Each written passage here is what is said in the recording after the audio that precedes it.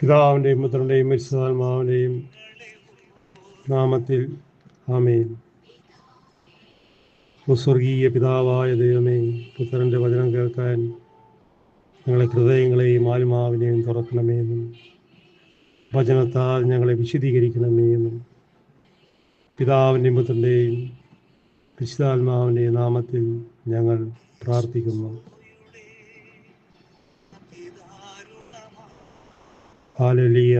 ഇന്ന് നമ്മൾ ശ്രവിക്കാൻ പോകുന്ന വചനം ലൂക്കയുടെ സുവിശേഷം 13-ാം അധ്യായം 22 മുതൽ 35 വരെയുള്ള തിരുവചനമാണ്. ഹല്ലേലൂയ.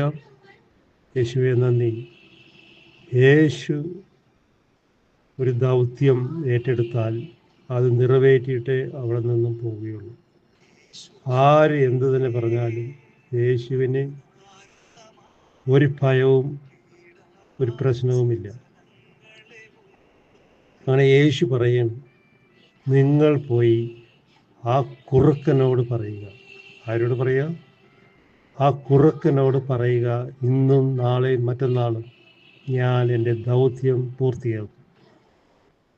ആരോടെ പറയണമെന്നറിയാമോ? ഒരു രാജാവ്, ഒരു നാട് ഭരിക്കുന്ന രാജാവിനോട് പറയണം, നിങ്ങൾ പോയി ആ കുറുക്കനോട് പറയുക. എന്ത് ശങ്കുറ്റോളം നോക്കിയല്ലേ? അതാണ് ദൈവം, അതാണ് നമ്മുടെ ദൈവമായ കർത്താവ്.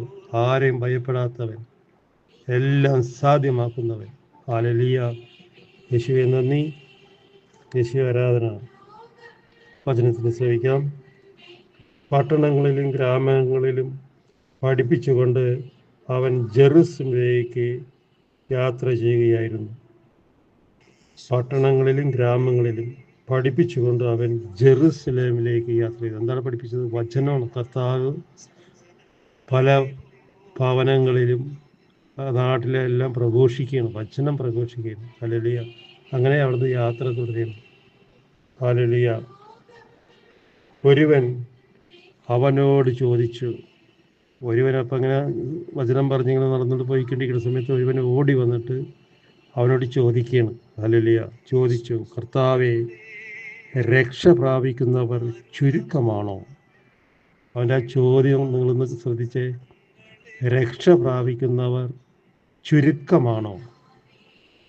ചുരുക്കമാണ്. രക്ഷ പ്രാപിക്കുന്നവർ വളരെ വിരളിൽ എണ്ണാവുന്നവർ മാത്രമേ ഉള്ളൂ. യേശു അതിന് മറുപടി പറയുന്നുണ്ട്. അവൻ അവരോട് പറഞ്ഞു, ഇടുങ്ങിയ വാതിലിലൂടെ പ്രവേശിക്കുവാൻ പരിശ്രമിക്കുകയും. ഇടുങ്ങിയ വാതിൽ. എന്താണ് ഇടുങ്ങിയ വാതിൽ? സുഖലോലിത, മദ്യാശക്തി, ഇതൊക്കെ വിട്ടുപോകും. സീരിയല്, സിനിമ, ലോക മദ്യം, ഇതൊക്കെ വിട്ടുപോകണം. അതാണ് ഇടുങ്ങിയ വഴി. അല്ലാതെ നമ്മൾ ഉദ്ദേശിക്കുന്ന ഇടുങ്ങിയ വഴിയല്ല കേട്ടോ. ഈ ലോകം വിശാലമായ NH-47 പോലെ നമ്മുടെ മുമ്പിൽ, കൺമുമ്പിൽ നിവർന്ന് കിടക്കുന്ന ഈ ലോകത്തിൽ നിന്നും ഇടുങ്ങിയ വഴിയിലേക്ക് തിരിച്ചു വരണം. അപ്പോഴാണ് ഒരു യഥാർത്ഥ ക്രിസ്ത്യാനിയാകണത് കർത്താവിൻ്റെ മുമ്പിൽ. കർത്താവ് എന്താ പറഞ്ഞത്? ഇടുങ്ങിയ വാതിലിലൂടെ പ്രവേശിക്കുവാൻ പരിശ്രമിക്കുവിൻ.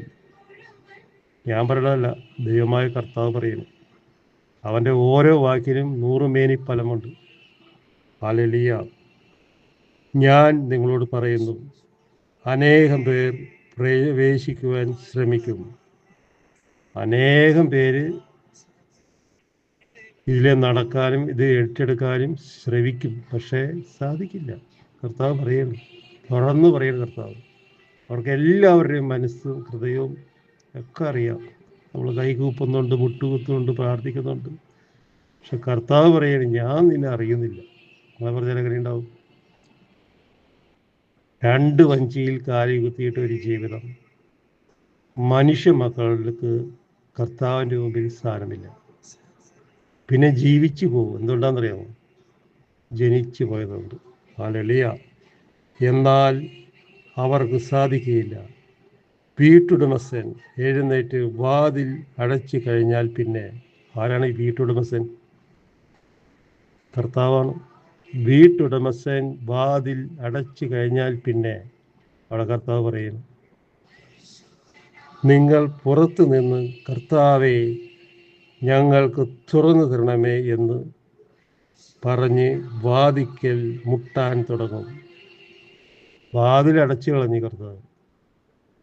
പിന്നെ നിങ്ങളും അവിടെ നിന്ന് മുട്ടി മുട്ടി വിളിക്കണം, കർത്താവെ വാതിൽ തുറന്നെന്നാണ്. ഞാൻ പറഞ്ഞില്ലേ, ആരാണ് വാതിൽ? കർത്താവാണ്. അത് അടച്ചു കഴിഞ്ഞു. അപ്പം നിങ്ങൾ മുട്ടാൻ തുടങ്ങും, പക്ഷെ തുറക്കില്ല.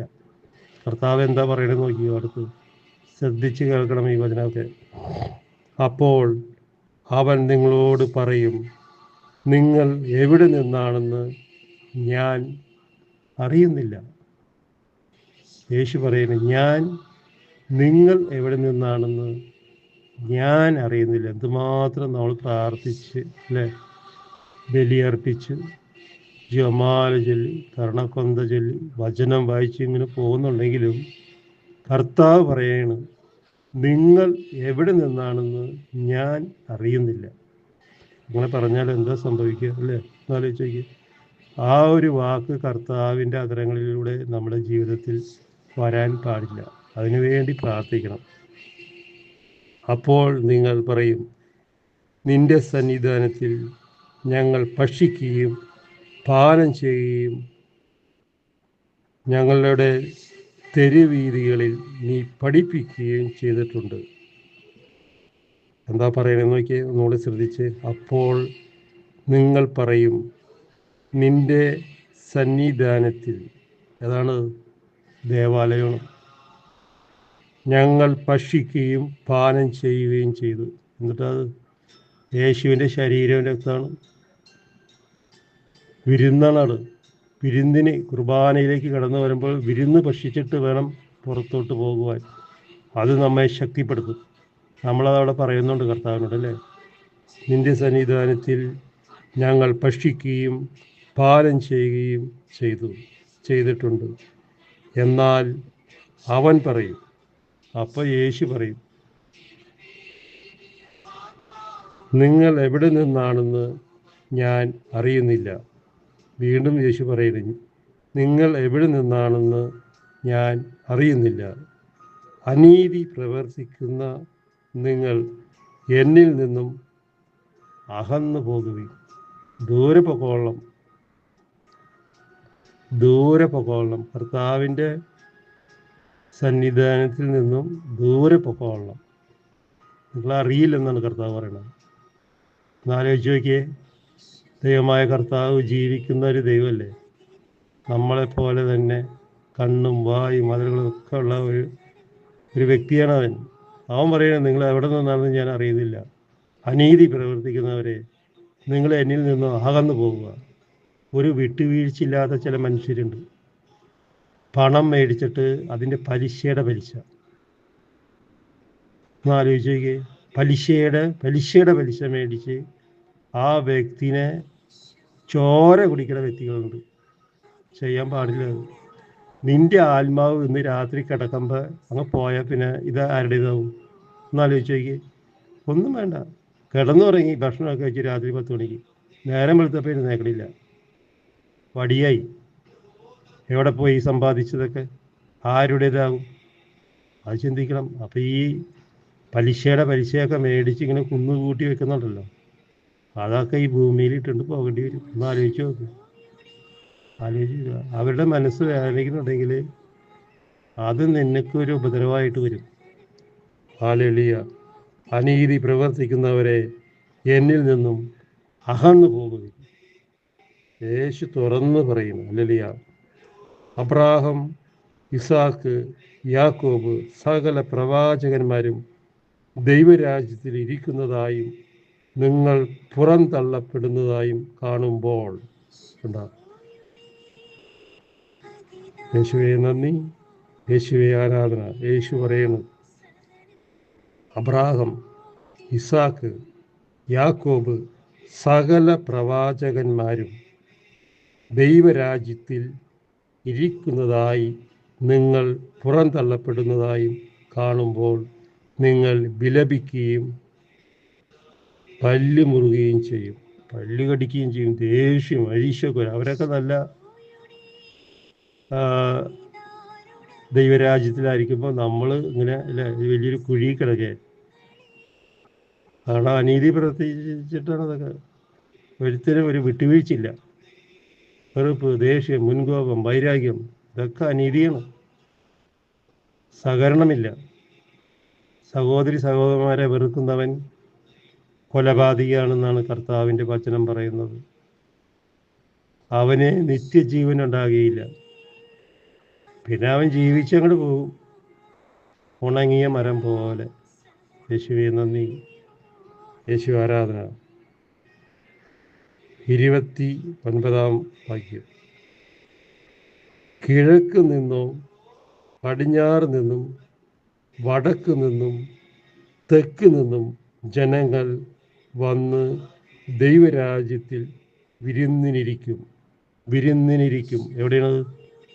ഒരു ദേവാലയത്തിൻ്റെ വടക്ക്, തെക്ക്, പടിഞ്ഞാറ്, കിഴക്ക് 4 ദിക്കുകളിൽ നിന്നും, വീടുകളിൽ നിന്നും ദേവാലയത്തിലേക്ക് വരും. അല്ലേ? കറക്റ്റല്ലേ പറയണത്? അർത്ഥമുണ്ട് യേശു പറയണതിൻ്റെ. അത് നമ്മൾ ഊഹിച്ചെടുക്കണം. ഇതിൻ്റെ അടയാളം എന്താണ്, ഇതെന്താണ് യേശു ഇങ്ങനെ പറഞ്ഞത്, അതിൻ്റെ അർത്ഥം നമ്മൾ മനസ്സിലാക്കണം. ഒരു പള്ളിയുടെ 4 സൈഡിൽ നിന്നും വിരുന്നിന് കയറി വരും. ഹല്ലേലൂയ. വിരുന്നിന് വന്നിരിക്കും.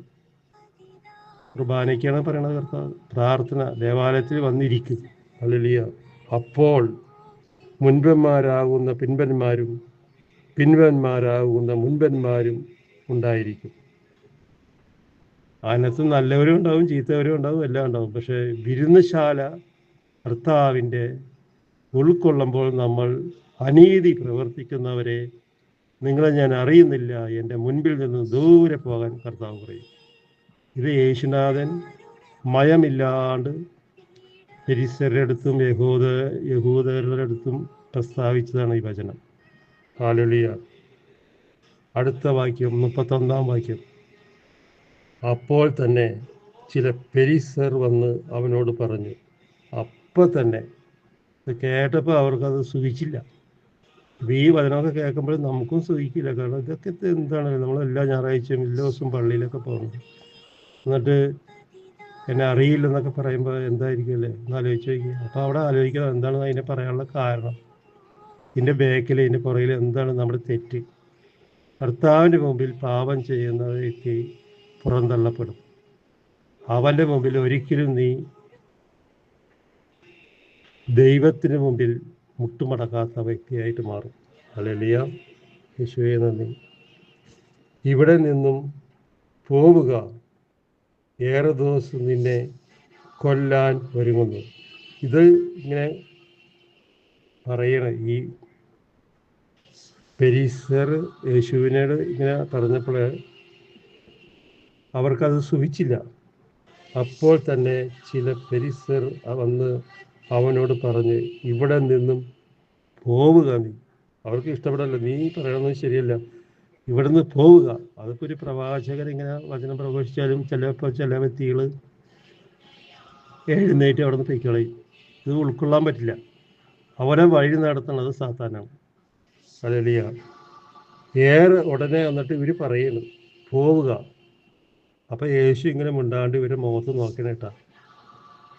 അപ്പോൾ അവർ അടുത്ത വാക്ക്, 7 ദിവസം നിന്നെ കൊല്ലാൻ ഒരുങ്ങുന്നു. ഫരിസേരും യഹൂദന്മാരും കൂടി ചേർന്ന് പറയുന്നു, 7 ദിവസം നിന്നെ കൊല്ലാൻ പറയുന്നു. നീ ഇവിടുന്ന് വേഗം സ്ഥലം കാണിക്കുക. നീ ഇവിടെ വചനവും പറയണ്ട, ഒന്നും പറയണ്ട. അങ്ങനെ പറഞ്ഞ് അങ്ങോട്ട് പേടിപ്പിക്കുകയാണ്. ആരെ പേടിപ്പിക്കണത്? യേശുനാഥനെ പേടിപ്പിക്കുകയാണ്. യേശുനാഥൻ അപ്പോൾ അവിടെ ഇങ്ങനെ ക്ലാസ് എടുത്തുകൊണ്ടിരിക്കുകയാണ്. അപ്പോഴാണ് പറയുന്നത്, നീ എത്രയും പെട്ടെന്ന് ഇവിടുന്ന് സ്ഥലം കാലിയാക്കിക്കോളാം, അല്ലെങ്കിൽ ഹെറോദോസ് വന്ന് നിന്നെ തട്ടിക്കളയും, വേഗം വിട്ടുപോയിക്കോളാൻ പറഞ്ഞു. ഉടനെ കർത്താവ് പറയുന്ന ഡയലോഗ് കേട്ടപ്പോൾ എനിക്ക് ഭയങ്കരമായിട്ട് സന്തോഷമായി. എന്താണെന്ന് പറയണത് അറിയാമോ? അടുത്ത് കേട്ടോ 32-ാം വാക്യം. ലൂക്കയുടെ സുവിശേഷം 13-ാം അധ്യായം 32-ാം വാക്യം. അവൻ പറഞ്ഞു, നിങ്ങൾ പോയി. അവൻ പറയുന്നു, നിങ്ങളൊരു കാര്യം ചെയ്യും, നിങ്ങൾ പോയിട്ട് ഇങ്ങനെ പറയാം. എന്താണെന്നറിയാം? നിങ്ങൾ പോയി ആ കുറുക്കനോട് പറയുക. എന്താ വിളിക്കുന്നത്? ഹെറോദോസിന് കുറുക്കൻ. ഒരു രാജാവാണ്, ആ നാട് ഭരിക്കുന്ന രാജാവാണ്. എന്ത് ശങ്കുറ്റമാണല്ലേ, എന്ത് ധൈര്യമാണെന്ന് നോക്കി യേശുനാഥന്. നിങ്ങൾ പോയി ആ കുറുക്കനോട് പറയുവിൻ, ഇന്നും നാളെയും പിശാചുക്കളെ പുറത്താക്കുകയും രോഗശാന്തി നൽകുകയും ചെയ്യും. യേശു തുറന്നടിക്കണം അവരുടെ മുമ്പിൽ. അവർക്ക് മിണ്ടാട്ടം മുട്ടിപ്പോയി. നീ പറയണ എൻ്റെ രാജാവാണ് ഹെറോദോസ്, അവൻ വലിയവരാണ്, അവൻ വന്ന് നിന്നെ തട്ടിക്കളയും, കൊല്ലും, അത് ചെയ്ത് കളയും, ഇത് ചെയ്ത് കളയും. യേശു ഒരൊറ്റ വാക്കാണ് അവരോട് എന്താ പറഞ്ഞതറിയാമോ? നിങ്ങൾ പോയിട്ട് ആ കുറുക്കനോട് പറ. കുറുക്കൻ എന്നിട്ടാണ് കോഴിനെ പിടിക്കണ കുറുക്കൻ. അവനോട് പറ, ഇന്നും നാളെയും മറ്റന്നാളും ഞാൻ 3 ദിവസം ഇവിടെ തന്നെ ഉണ്ടാവും. എല്ലാ മക്കളെയും ഞാൻ അനുഗ്രഹിക്കും, പിശാചുക്കളെ പുറത്താക്കും, രോഗശാന്തിയും കൊടുത്തിട്ടേ ഞാൻ ഇവിടെ നിന്ന് പോകുള്ളൂ. ഞാൻ ഇവിടെ തന്നെ ഉണ്ടാവുമെന്ന് ഇവരോട് പറയണം. അപ്പോൾ അവന്മാർക്ക് ദേഷ്യം കൂടി. 3 ദിവസം എൻ്റെ ദൗത്യം ഞാൻ പൂർത്തിയാക്കിയിരിക്കും. യേശു പറയുന്നു 3 ദിവസം. ഇവിടെ പ്രത്യേകം എഴുതിയിരിക്കുന്നുണ്ട 32-ാം വാക്യത്തിൽ, 3 ദിവസം എൻ്റെ ദൗത്യം ഞാൻ പൂർത്തിയാക്കിയിരിക്കും. എങ്കിലും ഇന്നും നാളെയും മറ്റന്നാളും 3 ദിവസം ഞാൻ എൻ്റെ യാത്ര തുടരേണ്ടിയിരിക്കുന്നു. 3 ദിവസം കൂടി യേശുനാഥൻ്റെ യാത്ര തുടരേണ്ടിയിരിക്കുന്നു. അപ്പോൾ അവിടെ പല സ്ഥലങ്ങളിലാണ് യേശുനാഥൻ വചനം പ്രഘോഷിച്ചു പോണത്. 3 ദിവസം അവിടെ ഉണ്ടാകുന്ന പറഞ്ഞത്. ഹല്ലേലൂയ. എന്തെന്നാൽ ജെറുസലേമിനും പുറത്ത് വെച്ച് ഒരു പ്രവാചകനും നശിക്കുക സാധ്യമല്ല. യേശുവിൻ്റെ ആഗ്രഹമാണ്. കണ്ടോ? ജെറുസലേമിനും പുറത്ത് വെച്ച് ഒരു പ്രവാചകനും ഒരു വചന പ്രഘോഷകനും ഒരുത്തിനും നശിച്ചു പോകാൻ ഞാൻ അനുവദിക്കില്ല. അതുകൊണ്ടാണ് യേശുനാഥൻ 3 ദിവസം ഈ ജെറുസലേമിൽ വചനം പ്രഘോഷിക്കുന്നത്. അടുത്തിട്ട് പറയണം 34-ാം വാക്യം, ജെറുസലേം ജെറുസലേം. 2 പ്രാവശ്യമാണ് യേശു വിളിക്കുന്നത്. ജെറുസലേം ജെറുസലേം, പ്രവാചകന്മാരെ കൊല്ലുകയും നിന്റെ അടുത്തേക്ക് അയക്കപ്പെട്ടുന്നവരെ കല്ലെറിയുകയും ചെയ്യുന്നവരെ അവരെ വിളിക്കണം. പ്രവാചകന്മാരെയും കൊല്ലുകയും കല്ലെറിയുകയും ഒക്കെ ചെയ്യുന്ന നിങ്ങൾ. യേശുവിൻ്റെ ഒരു വേദനയോടെയുള്ള വർത്താനമാണ് കേട്ടോ. അവിടെ നേരെ നോക്കിയിട്ട് പറയണം. ഹല്ലേലൂയ. അടുത്ത വാചകം, പിടക്കോഴി കുഞ്ഞുങ്ങളെ ചിറകിൻ കീഴെ ചേർത്ത് നിർത്തുന്നത് പോലെ നിന്റെ സന്താനങ്ങളെ ഒന്നിച്ച് ചേർക്കുന്നതിന് ഞാൻ എത്രയോ പ്രാവശ്യം ആഗ്രഹിച്ചു. കോഴിയുടെ ഒരു ഉപമാനത്തിൽ പറയണ യേശുനാഥൻ. തള്ളക്കോഴി മുട്ട വിരിച്ച് ആ കുഞ്ഞിനെ പുറത്ത് കൊണ്ടുവരുമ്പോൾ കാക്കയെ പരുന്തോ പറന്നിട്ടുണ്ടെങ്കിൽ അതൊരു പ്രത്യേക സ്വരം ഉണ്ടാക്കും. അപ്പോൾ കുഞ്ഞുങ്ങളെല്ലാം വന്നിട്ട് ഇതിൻ്റെ ചിറകിൻ കീഴിൽ വന്നിട്ട് മറയിരിക്കും. അതുപോലെ നമ്മുടെ മക്കളെല്ലാം രക്ഷപ്പെടാനായിട്ട് കർത്താവ് എത്രയോ പ്രാവശ്യം ആഗ്രഹിച്ചെന്ന് വ്യക്തമായിട്ട് അവിടെ എഴുതിയാണ്. ഹല്ലേലൂയ. യേശുവേ നന്ദി. 34-ാം വാക്യത്തിലാണ് ഇത് എഴുതിയേക്കുന്നത്. പക്ഷേ നിങ്ങൾ സമ്മതിച്ചില്ല. കർത്താവ് പറയുന്നു, പക്ഷേ നിങ്ങൾ സമ്മതിച്ചില്ല. എന്താണ് സമ്മതിക്കാത്തത്? കർത്താവിലേക്ക് തിരിയുമ്പോൾ തന്നെ വചനം എടുത്ത് ഒരു വ്യക്തി വായിച്ചിട്ടുണ്ടെങ്കിൽ അവിടെ പറയുമ്പോൾ അവൻ വചനം വായിക്കണല്ലേ, അവൻ പുണ്യാളനായി. ഇതിനെയൊക്കെ പല കുറ്റങ്ങൾ പറയാൻ തുടങ്ങും. കർത്താവ് വ്യക്തമായിട്ട് പറയണുണ്ട്, പക്ഷേ നിങ്ങൾ സമ്മതിച്ചില്ല. ഹല്ലേലൂയ. ഈ പള്ളിയിലൊക്കെ ചില സഹോദരി സഹോദരന്മാർ കുർബാനയുടെ ബലിപീഠത്തിൻ്റെ അടുത്ത് വന്ന് മുട്ടുന്നു. അത് പുറകിലിരിക്കുന്നവർക്ക് ഇഷ്ടപ്പെടില്ല. ഇവൻ വലിയ പുണ്യാളനായി. അവരെ നയിക്കണത് പരിശുദ്ധാത്മാവാണ്. നിന്നെയൊക്കെ നയിക്കണതുണ്ടല്ലോ കൊമ്പുള്ളവനാണ്. അവൻ കുത്തിയിടും. നീ വലിയ ബെൻസ് കണ്ടിലും ബുള്ളറ്റിലൊക്കെ കറങ്ങി പറ്റുന്ന ഒരു കാര്യമില്ല മോനെ. ആകാശത്തേക്ക് നോക്ക്, വലുതുണ്ടാ. ഒന്നുമില്ല. ഒരു ഭൂമിയിലോ പല സാധനങ്ങളും റോഡരികിലൊക്കെ നിൽപ്പുണ്ട്. അത് കയറി ചെല്ലും. ഒറ്റ മിനിറ്റ് മതി എൻ്റെ കണ്ണങ്ങടെ മഞ്ഞൊക്കെ തീർന്നു. ഒരിക്കലും ആരെയും പറയാൻ പാടില്ല. ഞാൻ കേട്ടു ഒരു ദിവസം ഒരാൾ പറയണത്, അവൻ പള്ളിയുടെ ഫ്രണ്ടിൽ പോയി മുട്ടുകുത്തി പ്രാർത്ഥിക്കുകയാണ്. എന്താണെന്ന് നോക്കിയാൽ അവനൊക്കെ ജനിക്കാതിരുന്നെങ്കിലോ എന്നാണ് കർത്താവ് ചോദിക്കുന്നത്. ഹല്ലേലൂയ. സമ്മതിച്ചില്ല. കർത്താവ് പറയണ്ട, പക്ഷേ നിങ്ങൾ സമ്മതിച്ചില്ല. ചില കുടുംബത്തിൽ കാറ്റിസം പഠിക്കാൻ വിടില്ല.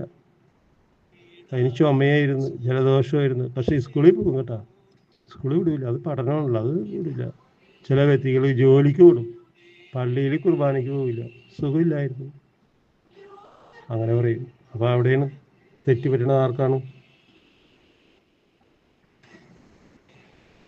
ഇതാ നിങ്ങളുടെ ഭവനം പരീക്ഷിച്ചിരിക്കുന്നു. ഞാൻ നിങ്ങളോട് പറയുന്നു, കർത്താവിൻ്റെ നാമത്തിൽ വരുന്നവൻ അനുഗ്രഹീതൻ. കർത്താവിൻ്റെ നാമത്തിൽ നമ്മൾ മക്കളെയൊക്കെ പറഞ്ഞു വിടണം. കാറ്റിസം പഠിക്കാനും വചനം വായിക്കാനും ജപമാല ചൊല്ലാനും കരുണക്കൊന്ത ചൊല്ലാനൊക്കെ വിടണം. ചില വ്യക്തികൾ പള്ളി പോലും പോവില്ല ഞായറാഴ്ച. സമ്പത്തിൻ്റെ പുറകെ നോക്കും. സമ്പത്താണോ ദൈവം? ദൈവമാണ് നമ്മുടെ സമ്പത്ത്. നീ സമ്പത്ത് ഉണ്ടാക്കി വെച്ചിട്ട് നിന്റെ ആത്മാവ് നഷ്ടപ്പെട്ടിട്ട് എന്ത് പ്രയോജനം? തിന്നാതെയും കുടിക്കാതെയും ഉണ്ടാക്കി വെച്ചിട്ട് അതാര് തിന്നും? ഒന്ന് ആലോചിച്ച് നോക്ക്. കർത്താവായ ദൈവമാണ് നമുക്ക് ജീവശ്വാസം ഊതി തന്നത്. അവൻ്റെ അധരങ്ങളാണ് നമ്മൾ സംസാരിക്കുന്നത്. അവൻ്റെ കണ്ണുകളാണ് നമ്മൾ പ്രകാശമായി കാണുന്നത്. അവൻ്റെ കൈകാലുകളാണ് നമ്മൾ ചലിക്കുന്നത്. മോശയോട് പറയുന്നുണ്ട് കർത്താവ്, നിനക്ക് സംസാര ശേഷി തന്നത് ആരാണ്? ഞാനാണ്. വിക്ക് തന്നതും ഞാനാണ്. അതവിടെ ഇരുന്നോട്ടെ, അതൊരു മുള്ളാണെന്നാണ് കർത്താവ് മോശയോട് പറയുന്നത്. ഹല്ലേലൂയ. അപ്പം ഈ തന്ന നമ്മുടെ ഈ ശരീരത്തിനെ ഓർത്ത് കർത്താവിന് കോടാനുകോടി നന്ദി പറയണം. കർത്താവേ, നീ എന്നെ വഴി നടത്തിയതിനെ ഓർത്ത് ഞാൻ നന്ദി പറയുന്നു. അതല്ലാണ്ട് കർത്താവ് അവിടെ കിടക്കട്ടെ, ഞാൻ എൻ്റെ സ്ഥാനത്ത് കയറിയിരിക്കും, ഞാൻ ഇച്ചിരി പണം ഉണ്ടാക്കട്ടെ എന്ന്. നല്ല കാര്യമാണ്. ഒരു ദിവസം പോലും, ആഴ്ചയിൽ 6 ദിവസം പണിയെടുക്കുക, 7-ാം ദിവസം കർത്താവിൻ്റെ ശാബത്തായിട്ട് ആചരിക്കണം. പള്ളിയിൽ പോകണം, പ്രാർത്ഥിക്കണം, വീട്ടിലിരുന്ന് വചനം വായിക്കുകയൊക്കെ ചെയ്യണം. അന്നത്തെ ദിവസം കൂടി കാശ് ഉണ്ടാക്കിയിട്ടുണ്ടെങ്കിൽ അത് ഒരു പോക്കായിട്ട് പോകും, നിലനിൽക്കില്ല. ഞാൻ തുറന്നു പറയും. കർത്താവിൻ്റെ ആഗ്രഹം ഒരു ദിവസം, ഞായറാഴ്ച ദിവസം, അത് കർത്താവിൻ്റെ പരിശുദ്ധമായ ബലിപീഠ ദിവസമാണ്. അന്ന് നീ പണം ഉണ്ടാക്കുന്നത് എല്ലാവനും കൊണ്ടുപോയി തിന്നും. സൂക്ഷിച്ച് പോകണം കേട്ടോ. ബൈക്കിലൊക്കെ നാടങ്ങനത്തെയാണ്. ഇപ്പോൾ ഇതേ ഒരെണ്ണം വരുന്നുണ്ട്. എന്നിട്ടാണ് കൊറോണ വേറെ എന്തോ സാധനം. കർത്താവ് ഓരോന്ന് അഴിച്ചുകൊണ്ടിരിക്കുകയാണ്. എന്നിട്ടും കാണുന്നുണ്ടോ? പഠിക്കണുണ്ടോ? ഇല്ല. കുഴപ്പമില്ലെന്നാണ് മാധ്യമങ്ങളൊക്കെ പറയണത്. അത് വലിയ ഡേഞ്ചറൊന്നുമല്ല, കുഴപ്പമില്ലെന്ന്. മാസ്ക് വയ്ക്കാൻ പറയുന്നുണ്ട്. എന്നാൽ എന്നും നിങ്ങൾ പറയുന്നത് വരെ നിങ്ങൾ എന്നെ കാണുകയില്ല. ഹല്ലേലൂയ. എന്താണ് പറയണതെന്ന് നോക്കിയേ. ഞാൻ നിങ്ങളോട് പറയുന്നു, കർത്താവിൻ്റെ നാമത്തിൽ വരുന്നവൻ അനുഗ്രഹീതൻ എന്ന് നിങ്ങൾ പറയണം. കർത്താവിൻ്റെ നാമത്തിൽ വഴി നടക്കുന്നവൻ അനുഗ്രഹീതൻ. ഒരു കുഞ്ഞിനോട് ഒരു കിളവൻ പറയേ, കർത്താവിൻ്റെ ഫോട്ടോ നോക്കിയിട്ട്, ഇതാരാണെന്നറിയാമോ? അപ്പോൾ ആ കുഞ്ഞ് പറയണ അറിയില്ല. ഇത് അപ്പാപ്പൻ്റെ ഫ്രണ്ടാണ്. നല്ല കാര്യമാണ്, അപ്പാപ്പൻ്റെ ഫ്രണ്ട് തന്നെയാണ്. ബോധമുണ്ടോ അയാൾക്കൊക്കെ? നീ സംസാരിക്കുന്ന ആ സംസാരം നാവുണ്ടല്ലോ, അത് കർത്താവിൻ്റെ നാവാണ്. അത് നീ അതിന് നന്ദി പറ. നിന്റെ നാവ് അങ്ങോട്ട് ഇറങ്ങിപ്പോയാൽ എന്ത് ചെയ്യും? ഇന്നലെ കണ്ടില്ലേ നമ്മൾ സാവോളിനെ കുതിരപ്പുറത്ത് നിന്ന് തട്ടി താഴെയിട്ട് ഒറ്റ തൊഴിയാണ് കർത്താവ്. ടപേന്ന് മരം വീണ പോലെ താഴെ വീണു. എഴുന്നേറ്റ് നിന്നപ്പോഴാ ഇരുട്ടായിപ്പോയി, കണ്ണ് പീസായിപ്പോയി, അവൻ്റെ കണ്ണ് അടച്ചു കളഞ്ഞു കർത്താവ്. ഇത് സംഭവിക്കും.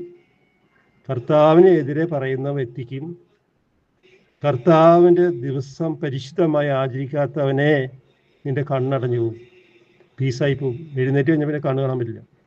ഇല്ലെങ്കിൽ നിന്റെ ബുദ്ധി നഷ്ടപ്പെട്ടു പോകും. ഇതൊക്കെ കർത്താവിന് ചെയ്യാൻ പറ്റും, ഒറ്റ നിമിഷം മതി. ആ സാവോളിന് ചെയ്തതാണ്. എന്നിട്ട് കർത്താവോട് ചോദിക്കുന്നില്ലേ സാവോളിനോട്? എന്താണ് ചോദിച്ചത്? സവോൾ സവോൾ, നീ എന്തിനെ എന്നെ പീഡിപ്പിക്കുന്നു? അപ്പോൾ ഒരു വ്യക്തിനെ പറയുമ്പോൾ അത് കർത്താവിനെയാണ് പറയുന്നത്. ഈ കൊച്ചിനോട് ആ കാരണവർ പറഞ്ഞത് കർത്താവിനെയാണ് പറഞ്ഞത്. പറയാൻ പാടില്ല. ആ കൊച്ചിനോട് അത് ഇപ്പോഴും പറയണമെന്നാണ്. ആ കൊച്ചിനോട് ചോദിച്ചിട്ടുണ്ടെങ്കിൽ ആ കൊച്ചി പറയും അത് ഇന്ന ആളുടെ ഫ്രണ്ടാണ്, അത് ദൈവമായ കർത്താവാണെന്നല്ല ആ മനുഷ്യൻ പറഞ്ഞത്. എന്തുകൊണ്ടാണ് പറയണത് അറിയാമോ? നീയൊക്കെ പള്ളി പോണില്ല, കർത്താവിൻ്റെ ശരീരം ഭക്ഷിക്കണില്ല, ബലി പോലും നിനക്ക് വെറുപ്പായിപ്പോയി. ഞായറാഴ്ചയും 10 കാശ് ഉണ്ടാക്കാനായിട്ട് ഓടണം, സ്കൂട്ടറിലും കാറിലും ബൈക്കിലൊക്കെ. ആ ഒരു പോക്ക് പോകും. ഒരു ദിവസം കൈയും കാലും ഒടിച്ച് കടലിൽ കിടക്കേണ്ടി ഇരിച്ചു. അന്ന് നീ കിടന്ന് അറിയും കർത്താവ് ആരാണെന്ന്.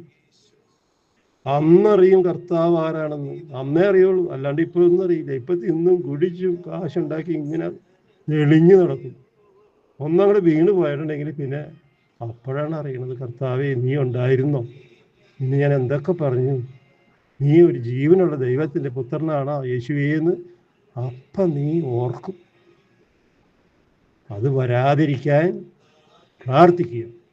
ദൈവകൃപ നിറഞ്ഞ പറയുക, സ്വസ്തി കർത്താവ് ഞങ്ങളോടുകൂടെ സ്ത്രീകളിൽ അനുഗ്രഹിക്കപ്പെട്ടവളാവുന്നു, അങ്ങയുടെ ദുരത്തിൻ ഫലമായി യേശുനാഥൻ അനുഗ്രഹിക്കപ്പെട്ടവനാവുന്നു. വിശുദ്ധ പറയുമേ തമ്പുരാൻ്റെ മേ ഭാവിയിലായ ഞങ്ങൾക്ക് വേണ്ടി ഇപ്പോഴും വരണ സമയത്ത് തമ്പുരാനോട് അപേക്ഷിച്ചുള്ളമേ. അമ്മേ, കർത്താവിൻ്റെ വചനം കേൾക്കാണ്ടും അവഹേളിച്ചും പോകുന്ന സഹോദരി സഹോദര, മരിക്കുന്നതിന് മുമ്പ് നീ ഇതിന് ഉത്തരം പറഞ്ഞിരിക്കണം. നിന്റെ കയ്യിൽ വേണ്ടാത്ത പുസ്തകം കിട്ടിയാൽ നീ അത് മുഴുവൻ വായിക്കും. കണ്ണട വെച്ചിട്ട് ഉറങ്ങാണ്ടിരുന്ന് വായിക്കും, ഉറങ്ങാണ്ടിരുന്ന് TV കാണും, മൊബൈലിൽ കാണും. പക്ഷെ കർത്താവിൻ്റെ വചനം വായിക്കാനോ കേൾക്കാനോ അവൻ്റെ കണ്ണോ ഹൃദയം തുറക്കുന്നില്ല. അതാണ് നിനക്ക് പറ്റിയ ഏറ്റവും വലിയ അപകടം. Very danger. യേശുവേ നന്ദി. Hallelujah, hallelujah, hallelujah.